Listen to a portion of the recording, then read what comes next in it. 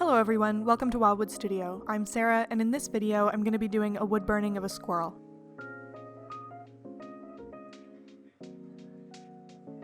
I'm not even sure how long ago I started this burning. I don't think I mentioned this in my last video, but I had a baby in January, so I've been on parental leave since then and haven't gotten very much done outside of taking care of my son and trying to keep my place from becoming an absolute disaster. So I'll do my best to remember what I was thinking while I was working on this project, even though I don't think I've even looked at it in the last 8 months.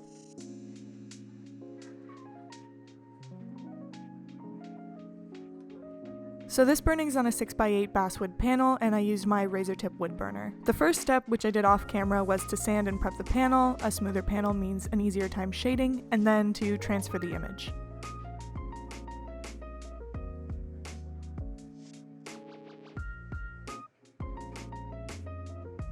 For this one, I decided to continue experimenting with adding some elements to the burning rather than just copying exactly what's in the picture. So I watched some tutorials on drawing flowers and did some practice, and then freehanded these ones into the background. One tutorial I really liked was 12 Easy Flower Doodles You Need to Know by Shaded Campbell. I used some of her tips and designs when I drew these, so I'll link to her video in the description. Not that she needs my help, she has over 1 million subscribers, but it's a good video, so if you're interested you should check it out.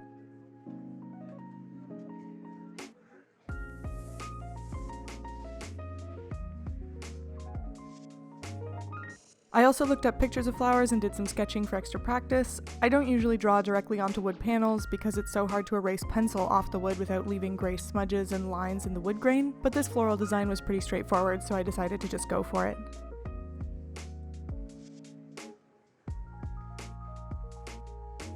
When burning, I used the ball tip pen to outline the flowers and add some texture to the center of some of them, and then I used my spoon shader for the smooth shading. I also really considered adding color to this piece. I think I originally intended to, I thought that I definitely would, but like with my last burning, I decided against it, partly because I was really happy with how it looked and I didn't want to change it, and also because I just didn't have a strong feeling about what colors I should use and what would make the piece better, so it felt like I would just be doing it for the sake of it.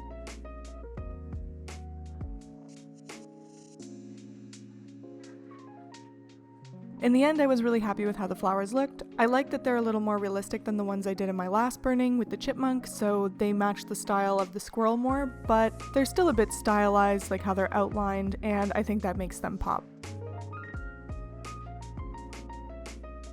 Next, I started working on burning the squirrel. The reference photo I used was taken by my friend Peter. I'll link to his Instagram in case you want to check out his photography. He takes really great pictures, lots of local wildlife and animals from the Toronto Zoo, and he has some really good ones of the eclipse. I chose this picture because of a group of photos he posted of a squirrel where it looked like it was doing a superhero landing, which I thought was really funny. I ended up going with this one, which is a little less comical just because it fit better on the panel with the arm tucked in rather than reaching way out to the side.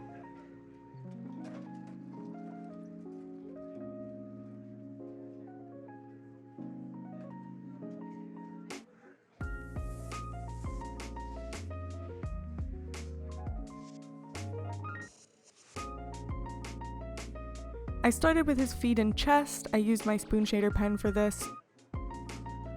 The fur on his body is shorter and in sharper focus, so I used shorter pen strokes and relied on the edge of the spoon shader.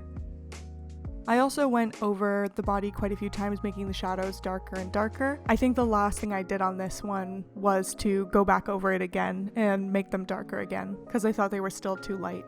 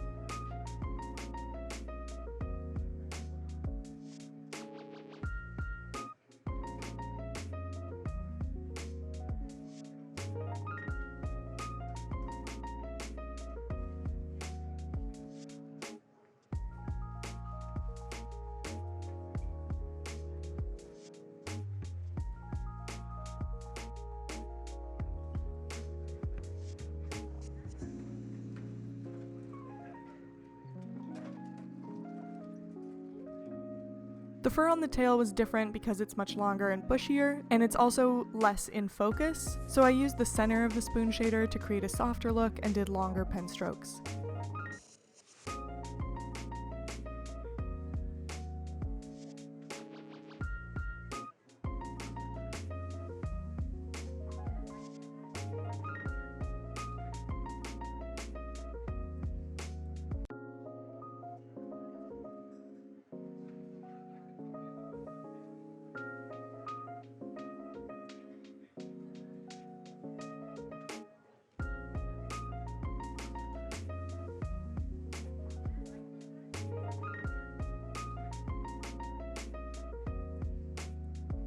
I find shorter fur is easier because it's all fairly uniform texture and all the pen strokes can just go in the same direction, but the back of the tail was more complicated because you can see the way the fur clumps and overlaps itself.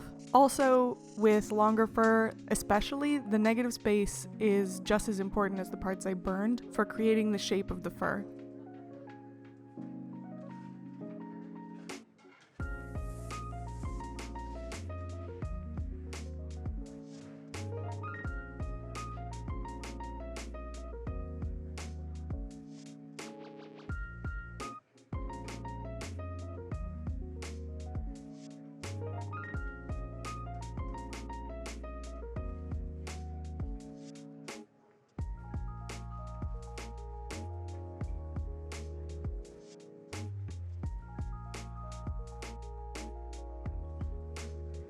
The last step was to clear coat it. I used Varathane Diamond Wood Finish. I like it because it's water-based, it doesn't really smell, and it doesn't darken or yellow the wood. Also, the outdoor version has UV protection, so that should help keep the burning from fading over time.